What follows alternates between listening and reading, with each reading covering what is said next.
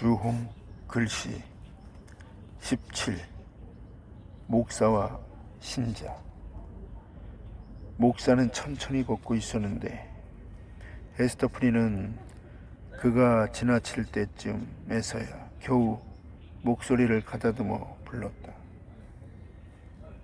아서 딤스데일. 처음에는 나직한 목소리였지만 다음번엔 좀 더 크게, 그러나 쉰 목소리로 불렀다. 아서 딤스데일. 누구요? 그는 재빨리 정신을 차리고 자세를 바로잡았다.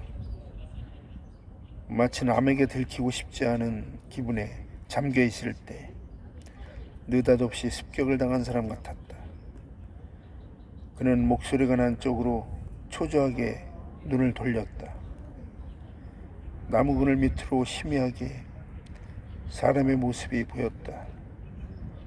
대낮이었지만 그 사람이 입은 옷의 색깔이 너무 어두운 데다가 하늘이 흐려 있었고 더욱이 우거진 나뭇잎들이 매우 무성했기 때문에 거기 서 있는 것이 사람인지 그림자인지 분간하기 어려웠다.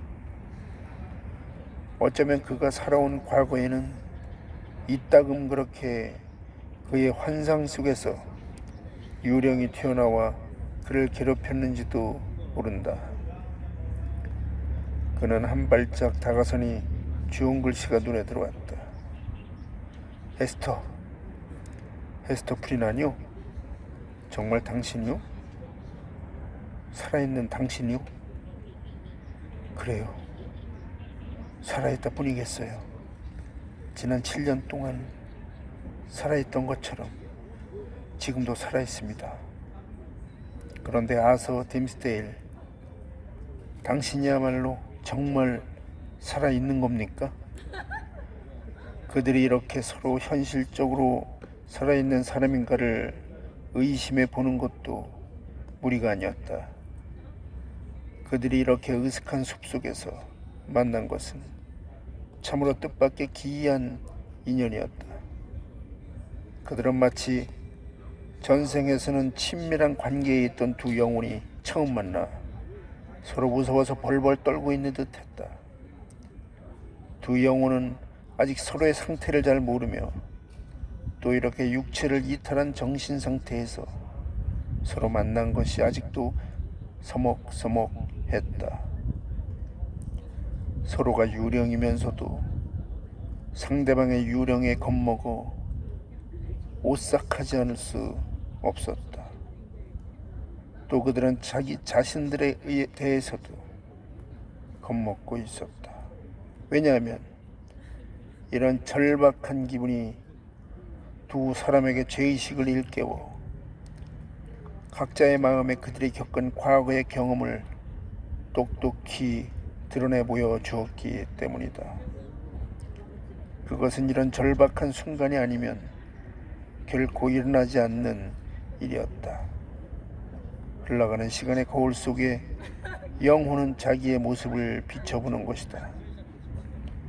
마음은 내키지 않지만 어떤 필연성 때문에 마지못해 하는 것처럼 두려움에 떨며 아서 딤스데일은 죽음과 같이 차디찬 손을 뻗어 헤스터 프린의 싸늘한 손을 잡았다. 비록 차디찬 악수였지만 이 악수는 두 사람 사이에 감돌던 무거운 공기를 제거시켰다. 이제 적어도 그들은 같은 세계에 사는 사람이라고 서로 느낄 수 있었다. 그 이상 아무 말도 없이 다만 무언의 합의에 따라 두 사람은 아까 헤스터가 나온 숲속으로 걸어갔다.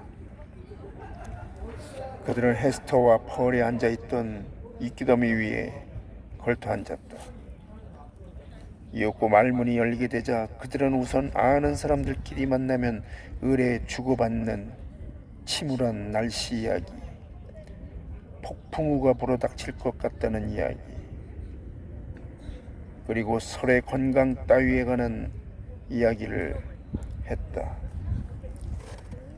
그렇게 이야기를 하며 그들은 각자의 마음속 깊은 곳에 간직된 문제에 한 걸음 한 걸음 접근해 갔다. 운명과 여건 때문에 너무나 오랫동안 떨어져 살아왔기에 그들은 우선 하찮은 이야기를 나누어 그들 사이에 친교의 문을 트고, 그리하여 그들의 깊은 생각이 문턱을 넘어 설 수 있게 해야만 했다.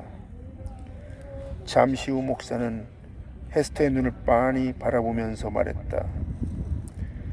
헤스터, 당신은 지금 마음의 평화를 찾았소? 그녀는 자기의 가슴 위를 쓸쓸히 내려다보았다. 당신은요? 찾지 못했소. 절망밖에는. 나 같은 사람이, 또 나 같은 인생을 사는 인간이 그 외에 무엇을 바라겠소? 내가 무신론자였다면, 양심이 없는 사람이었다면, 거칠고 잔인한 본능만을 아는 천박한 인간이었다면 오래전에 마음의 평화를 찾았을 거요. 아니, 애초부터 마음의 평화를 잃지도 않았을 거요. 그러나 내 영혼의 실상을 말한다면 하느님께서 은혜롭게 내려주신 마음의 모든 재능, 원래는 선량했던 모든 재능이 이젠 나의 정신을 괴롭히는 고문자가 되었어. 헤스터, 이 세상에 나처럼 비참한 사람은 또 없을 거요. 사람들은 모두 당신을 존경합니다. 그리고 당신은 사람들을 위해 참으로 좋은 일을 많이 하고 계십니다. 그것만으로는 마음의 위안이 안 되시나요? 또 비참하다오, 헤스터. 그만큼 더 비참해지는 거요. 내가 좋은 일을 많이 하고 있는 것 같지만 아무 신념 없이 일하고 있는 것이지요. 따라서 그것은 환상에 불과할 뿐이요. 이렇게 타락한 영혼을 구할 수 있겠소? 또 더럽혀진 영혼을 가지고 그들의 영혼을 어찌 깨끗하게 할 수 있단 말이오. 사람들이 나를 존경한다지만 존경보다는 차라리 경멸과 증오이기를 바랄 뿐이오. 헤스터, 내가 설교 단상에 올라서면 그 많은 사람들의 시선이 내 얼굴에 쏠려 마침 내 얼굴에서 천국의 빛이라도 비쳐나오는 것처럼 쳐다보는데 그것이 나에게 위안이 된다고 할 수 있겠소?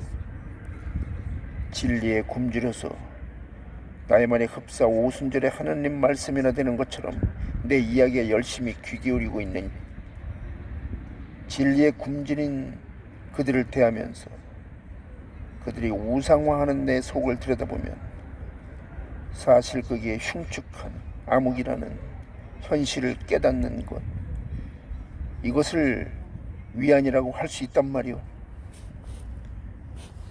때론 표면적인 나와 내면적인 나의 어처구니 없는 차이 때문에 엄청난 괴로움과 고통에 시달려 웃어버린 일이 한두 번이 아니었소.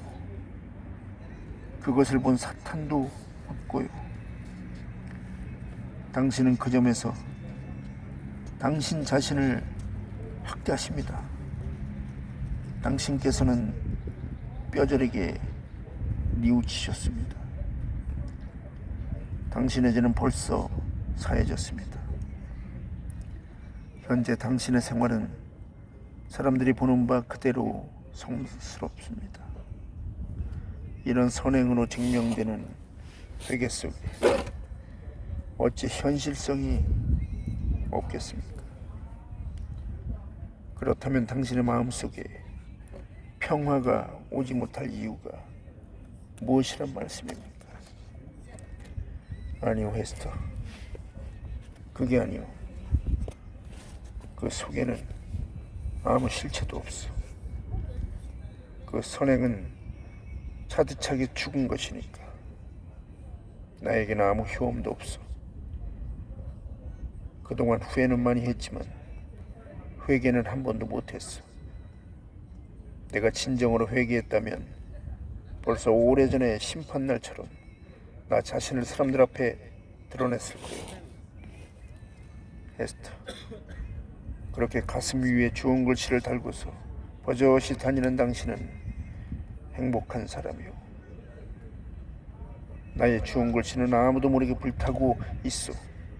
7년 동안이나 고민해온 끝에 나의 정체를 알고 있는 사람과 이렇게 마주해야 한다는 것이 얼마나 위안이 되는지 당신은 모를 거요. 모든 사람이 입을 모아 나를 칭찬하는 것에 구역질이 날 때면 친구라도 하나 있어, 아니 가장 두려운 원수라도 좋아요. 매일같이 그 사람을 찾아가 내가 죄인 중에서도 가장 못된 죄인이라는 것을 알려줄 수 있다면 차라리 내 영혼은 살아갈 수 있겠소. 그 정도의 진실만 밝혀도 나는 구원받을 수 있을 거요. 그런데 지금은 모두가 거짓이요, 모두가 공허란 말이오. 모든 게 죽음일 뿐이오. 에스터 프리는 그의 얼굴을 똑바로 쳐다보았으나 차마 입을 열지 못했다. 그러나 오랫동안 억제했던 감정을 이렇게 사나운 기세로 토로하는 그의 말은 바로 그녀가 하려고 마음먹은 이야기를 끄집어낼 계기를 만들어 주었다. 그녀는 두려움을 무릅쓰고 입을 열었다. 있었으면 좋겠다고 방금 말씀하신 그런 친구, 당신의 죄에 대해 눈물을 흘릴 그런 친구로 저를, 그 죄의 공범자였던 저를 택하시면 되겠군요. 여기까지 말하고 다시 주저하다가 그녀는 마음을 굳게 먹고 다시 말을 계속했다. 또 당신이 말씀하시는 그런 원수도 있습니다. 벌써 오래전부터 당신과 한 지붕 밑에 살고 있어요. 숨을 몰아쉰 목사는 벌떡 일어나서 마치 심장을 쥐어 뜯어낼 듯이 자기 앞가슴을 움켜잡았다. 아니, 그게 무슨 소리요? 원수라니. 원수가 한 지붕 밑에 살고 있다니. 그게 무슨 뜻이요? 이 불행한 사람을 그렇게 오랫동안, 아니 잠시 동안이라고 해도 악의 밖에는 아무것도 없는 사람의 수중에 내맡겨 이처럼 깊은 상처를 입게 한 것은 모두 그녀 자신의 책임이란 것을 에스터 프리는 뼈저리게 느꼈다. 비록 가면은 썼다 하더라도 원수가 그의 곁에 거주하고 있다는 사실 그 자체만 가지고도 딤지데일과 같이 예민한 사람의 정신을 자극시키기에 충분했다. 헤스터가 이 문제에 관해서 지금처럼 예민하지 않았던 시기도 있었다. 아내 자기가 받는 고통 때문에 인간관계가 귀찮아졌고 또 목사의 운명은 자기가 당한 운명에 비해 차라리 견디기 수월할 거라고 생각하는 나머지 그에게 무관심했었는지도 모른다. 그러나 최근 목사가 철회 기도하는 것을 본 이래 그에 대한 동정심은 더욱 커져갔다. 에스터는 지금 목사의 심정을 더욱 분명히 읽을 수 있었다. 그녀는 로저 칠링워스가 항상 목사 주위에 붙어있는 것, 악의에 찬 비밀의 독소를 가지고 목사 주변의 공기를 혼탁시키는 것, 의사라는 자격을 가지고 공공연히 목사의 육체나 정신의 병에 간섭하는 것, 이런 기회를 목적으로 사용했다는 것을 명백히 알 수 있었다. 그런 수단에 의해서 환자의 양심은 언제나 흥분된 상태에 놓여있게 되었으며 그는 환자의 정신에 고통을 주어서 병을 고치려는 것이 아니라 그의 정신 상태를 파괴하고 파멸시키려 했던 것이다. 환자는 그 결과 이 지상에서는 정신 이상이 되는 노래밖에 없었다. 내세에서의 그런 상태는 현세에서 정신 이상에 해당한다고 할 것이다. 과거에 아니 숨김없이 말해서 현재도 그것에는 추후의 변함이 없다. 열렬히 사랑했던 이 남자를 이런 파멸의 구렁텅이로 몰아넣었던 것이다. 그녀가 이미 의사에게 말한 바와 마찬가지로 목사의 명예, 아니 그의 생명까지도 희생시키는 편이 지금 그녀가 결행하려고 하는 또 하나의 행동에 비하면 오히려 나은 것이었으리라. 그래서 지금 그와 같은 크게 잘못된 사실을 고백하기보다는 차라리 아서 딤스데일 발밑 낙엽 위에 쓰러져 숨을 거두었으면 좋겠다고 생각했다. 오 아서, 나를 용서해 주세요. 나는 다른 모든 일에 있어서는 진실한 사람이 되려고 애썼습니다. 당신의 행복과 당신의 생명과 당신의 명예가 위태로웠던 시기를 제외하고는 저는 어떤 어려움 속에서도 정직을 유일한 미덕으로 지키려 했고 또 지켜왔습니다. 그러다가 그만 당신을 기만하는 일에 동조하고 말았습니다. 그러나 한편에서 죽음이 우리를 위협하더라도 거짓말은 결코 좋은 일이 못 됩니다. 제가 말하고자 하는 말을 모르시겠어요? 저 늙은이 말입니다. 그 의사 말입니다. 사람들이 로저 칠링워스라고 부르는 사람 말이에요. 그이가 제 남편이었어요. 목사는 온몸에 맹렬한 격정을 나타내며 잠시 그녀를 노려보았다. 그 격정은 그의 고상하고 순진하고 부드러운 성질과 한데 어울렸다. 그의 인격 중에서 이 격정의 부분은 악마가 자기 소유라고 주장하여 장차 그것을 실마리로 하여 나머지 다른 부분에까지라도 차지하려고 하는 부분이었다. 헤스터는 그토록 험악하고 그토록 분노로 일그러진 얼굴을 일찍이 본 일이 없었다. 그런 표정이 계속되는 그 짧은 시간은 참으로 흉악한 인간으로 변신했다고 할 만했다. 그러나 그의 성격이 괴로움 때문에 몫이 약해져 있었던 탓인지 이런 광적인 기력마저도 오래 지속되지 못했다. 그는 땅바닥에 주저앉아 두 손으로 머리를 감쌌다. 알만도 한 일이었는데, 아니 알고 있었던 것이나 마찬가지였지. 그를 처음 보았을 때 어쩐지 가슴이 섬뜩했으니까 말이오. 그 뒤 그를 만날 때마다 내 마음이 자연적으로 반발했으니 그 비밀을 내게 말해주는 것이나 다름없었어. 그것을 내가 왜 알아차리지 못했을까?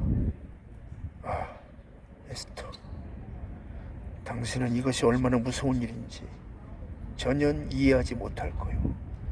그 수치, 그 창피, 병들고 죄 많은 가슴을 바로 그 사람, 그 꼴을 보고 쾌재를 부를 그 사람 앞에 드러내 놓았다니 이 책임은 당신에게 있어. 나는 당신을 용서할 수 없어. 어떤 일이 있어도 당신의 용서를 받아야만 합니다. 하나님께 벌을 받고 싶어요. 당신께서는 저를 용서해 주셔야 해요. 갑자기 미칠 듯한 애정이 용솟음쳐 그녀는 두 팔로 그를 얼싸안고 그의 머리를 자기 가슴에 끌어당겼다. 남자의 볼이 주홍 글씨에 닿는 것도 아랑곳 없이 그는 몸을 뿌리쳐 빼내려 했으나 소용없었다. 자기의 눈을 노려보는 그의 시선이 두려웠던 헤스터는 좀처럼 놓아주려 하지 않았다. 7년 동안의 긴 세월을 온 세상 사람이 그녀에게 눈살을 찌푸렸건만 그녀는 이를 능히 참고 견뎠다. 단 한 번도 그 단호하고 슬픈 시선을 외면한 일이 없었다. 하늘도 역시 그녀를 보고 눈살을 찌푸렸지만 그녀는 죽지 않았다. 그러나 이 창백하고 허약하고 죄 많은 슬픔에 짓눌린 사나이가 눈살을 찌푸리는 것만은 에스터는 참을 수 없었고 견디고 살아갈 수도 없었다. 아직도 저를 용서 못하시겠어요? 그렇게 무서운 얼굴을 하지 마세요. 이제 그만 용서해 주세요. 네? 용서하겠소. 진정이요, 에스터. 드디어 목사는 슬픔의 구렁텅이에서 나오는 듯한 깊은 가라앉은 음성으로, 그러나 노기가 사라진 음성으로 말했다. 이젠 아무 거리낌 없이 당신을 용서하겠소. 하나님이시여, 우리 두 사람을 용서하소서. 에스터, 우리는 세상에서 가장 나쁜 죄인은 아니오. 마음이 더럽혀진 나보다 더 나쁜 사람이 하나 있어. 저 노인의 복수는 내 죄보다도 더 질이 나빠요. 그는 잔인하게도 인간 심정의 성욕을 침범했어. 당신도 나도 결코 그런 일은 하지 않았어. 정말 그래요. 전혀 하지 않았어요. 우리가 한 일은 그 나름대로 진실이 담겨 있었어요. 또 서로 그렇게 다짐했었죠. 당신 그것을 벌써 잊으셨나요? 이제 그만 에스터 하고 딤스데일 목사는 땅에서 일어섰다. 천만에 내가 어찌 그것을 잊을 수 있겠소. 그들은 다시 나란히 손을 잡고 이끼 낀 쓰러진 나무 위에 걸터 앉았다. 두 사람의 인생에서 이처럼 우울한 때는 없었다. 이것이야말로 그들이 여태껏 터도모은 긴 행로, 남몰래 걸으면서 점점 더 어두워진 인생 행로의 최후였다. 그럼에도 불구하고 이 순간 두 사람을 사로잡는 매력이 있어 그 자리를 뜨지 못하고 또 한 번 하며 자꾸 다음 순간을 희구하는 것이었다. 그들 주변의 숲은 어두침침했고 바람이 불 때마다 술렁거렸다. 그들 머리 위에서 커다란 나뭇가지들이 흔들렸는데 이는 마치 장엄한 고목나무 하나가 그 밑에 앉아있는 한 쌍의 슬픈 남녀의 얘기를 전하기나 하듯이, 또는 장차 다가올 그들의 불행을 예언이라도 하듯이 다른 나무에게 구슬픈 사연을 신음으로 전하고 있었다. 그들은 아직도 그 자리에서 머뭇거렸다. 에스터 프린이 또다시 치욕의 무거운 짐을 짊어져야 하고 목사는 허황한 명예를 짊어져야 하는 그 마을로 되돌아가는 숲길은 얼마나 쓸쓸할까. 그래서 그들은 더욱 주저할 수밖에 없었다.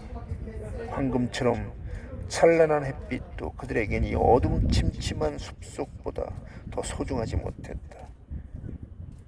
목사 이외에 어떤 시선도 없는 이곳에서 주영글 씨는 이 타락한 여인의 가슴을 태울 필요가 없었다. 그녀 외에 아무 시선도 없는 이곳에서 하나님과 인간에게 함께 거짓을 범한 아서 딤스데일도 잠시나마 진실 속에 파묻힐 수 있었다. 목사는 갑자기 머리에 떠오른 어떤 생각에 서술아치게 놀랐다.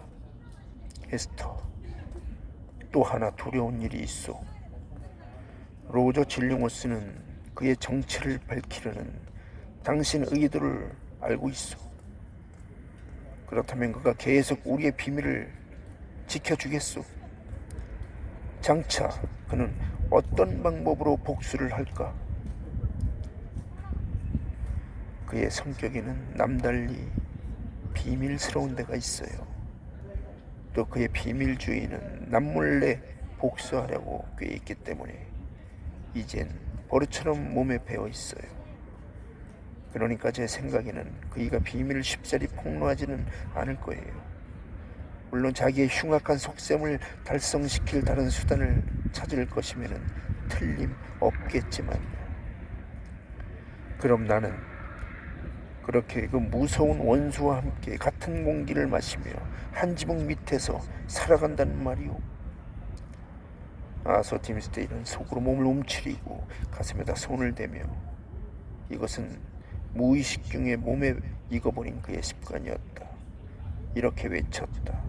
헤스터, 나에게 좋은 방법을 가르쳐주고, 당신은 강한 여자니까 날 위해서 어떤 결단을 내려주시오.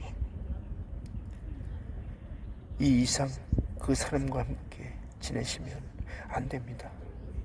당신의 마음을 그의 사악한 눈앞에 더 이상 보여서는 안 돼요. 그것은 정말 죽음보다도 더 견디기 어려운 일이오. 하지만 그것을 어떻게 피하겠소? 나에겐 피할 방도가 없소. 당신이 그의 정체를 내게 말했을 때 내 몸을 내던졌던 이 가랑잎 위에 다시 쓰러져 당장 죽어버릴까? 아, 어쩌다 당신이 이런 파멸의 지경에 이르게 되셨나요? 헤스터의 눈에는 눈물이 괴었다. 마음이 약해져서 돌아가시겠다는 거예요. 그 밖에 돌아가실 이유가 어디 있겠어요? 하나님의 심판이 내게 내린 거요. 내가 맞서 싸우기에는 너무나 힘에 겨운 심판이요. 당신이 그 기회를 잘 이용하실 기력만 차리시면 하나님은 자비를 베풀어 주실 거예요. 나를 위해 기운을 내주세요. 내가 어떻게 해야 되는지 가르쳐 주시오. 그러면 말하겠어요. 이 세상이 그렇게 좁은 줄 아세요? 헤스터는 잔잔한 눈을 들어 목사의 눈을 뚫어지게 쳐다보며 이렇게 외쳤다. 헤스터를 쳐다보는 목사의 시선은 정상을 되찾지 못할 정도로 심한 타격을 받아 맥이 빠진 듯했다.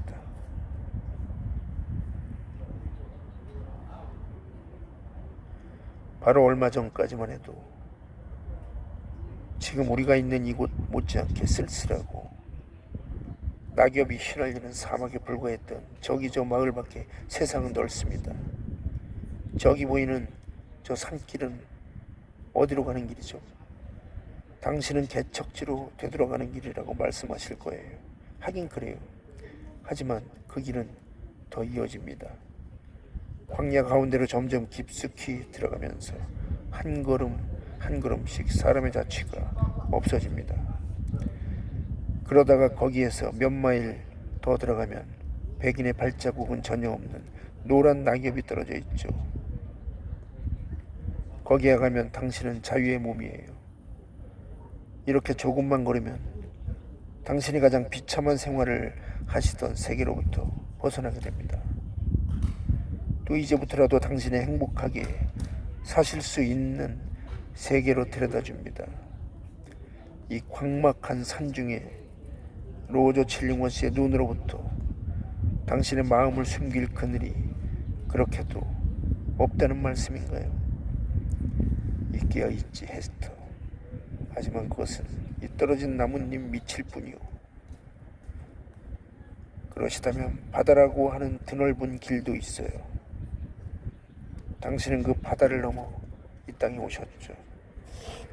원하신다면 같은 길로 되돌아가실 수도 있습니다. 우리 고국의 어느 깊숙한 시골로 가거나 넓은 런던 시내로 가면, 또는 독일이나 프랑스 혹은 이탈리아에 가면 그 사람의 사악한 힘이 미치지 않는 곳에서 살 수 있습니다. 여기 사는 비정한 사람들이나 그들의 여름 따위가 당신과 무슨 상관이 있겠어요? 그들은 너무나 오랫동안 당신을 속박해 왔어요. 그건 안 될 말이오. 목사는 마치 꿈을 실현시키자는 말을 들은 사람처럼 어이없는 표정이었다. 내겐 갈 힘이 없소. 이 몸이 죄를 지어 비참한 처지가 되었을 망정 다만 하느님이 정해주신 이곳에서 일생을 마친다는 것 말고는 아무 생각도 없소. 비록 내 영혼은 잃어버렸지만 다른 사람의 영혼을 위해 내가 할 수 있는 일을 다 해야겠소. 비록 충실치 못한 보초였고 이 무서운 보초 근무가 끝나는 날 죽음과 치욕이 기다리고 있는 몸이지만 그래도 나는 감히 내 자리를 벗어날 생각은 없소. 7년 동안이나 불행의 무거운 짐에 짓눌려온 나머지 당신께서는 이제 지치신 거예요. 헤스터는 그의 용기를 북돋워주려는 굳은 결심으로 이렇게 말했다. 하지만 그것을 모두 버리고 가야 해요. 당신이 숲속의 오솔길을 가실 때처럼 걸을 때마다 그것이 당신에게 방해가 되어서는 안 됩니다. 또 바다를 건너려 하신다면 그것이 당신의 배에 짐이 되어서도 안 됩니다. 그런 파멸과 멸망의 생활은 그것이 생겨난 이 땅에 버리고 가세요. 이 이상 그런 것에 상관하지 마세요. 깨끗하게 새 출발을 하시는 거예요. 단 한 번의 실수로 장래를 위한 힘을 잃으셨단 말인가요? 당신은 말도 안 돼요. 앞으로도 이런 시련과 성공이 얼마든지 있어요. 행복도 즐길 수 있고 좋은 일도 하실 수 있고요. 현재 이 거짓된 당신의 생활을 참된 생활로 바꾸세요. 당신께서 어떤 사명감을 느끼신다면 인디언들 틈에 가서 스승과 사도를 겸하세요. 아니면 당신의 성질에는 더 적격입니다만 문명사회에 가서 가장 현명하고 가장 유명한 분들 대열에 끼시어 학자나 성인이 되어주세요. 그리고 설교하세요. 글도 쓰세요. 행동을 하세요. 이곳에 누워서 죽는 일 말고는 무엇이든 하세요. 아서 딤스데일이란 그 이름을 버리시고 새로운 이름도 하나 지으세요. 공포감이나 수치심을 느끼지 않고 말할 수 있는 훌륭한 이름으로 말입니다. 당신의 생명을 깊이 좀먹는 고통 속에서 왜 단 하루라도 더 머뭇거리고 계십니까? 당신을 결단력도 실천력도 없는 아주 무기력한 인간으로 만들고 마는 이 고민은 당신에게 회개할 힘조차 남겨두지 않을 겁니다. 자, 힘을 내어 떠나도록 하세요. 오, 에스터, 딤스데일 목사가 외쳤다. 그의 눈에는 그녀의 열정에 의한 발작적인 빛이 번쩍 비쳤는데 이내 사라지고 말았다. 당신은 무릎 힘이 빠져서 후들거리는 사람에게 들은박질하도록 명령하는 거나 마찬가지요. 나는 여기서 죽을 수밖에 없어. 넓고 낯설고 험난한 세계에 갈 불기력도 용기도 나에겐 없어. 그것도 혼자서는. 그것은 파멸된 정신이 내뱉는 마지막 말이었다. 그는 바로 눈앞에 보이는 행운조차 잡을 힘이 없었다. 그는 같은 말을 되풀이했다. 나 혼자서 말이오, 헤스터. 당신 혼자서 가려는 건 아니에요. 그녀는 귀옛말로 속삭였다. 그만하면 모든 것을 다 말한 셈이었다.